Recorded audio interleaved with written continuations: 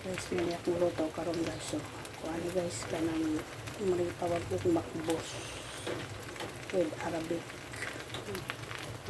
Naay kung ano siya, onion, round onion, tapos chicken legs and potato fried, put together like this. So let slowly the fire and then cover it and then done. Okay guys, so thank you for subscribe my channel Mendelos and bell button and click the bell button para ma-notify ka para yun yung next video na po guys. Muna akong luto ron guys.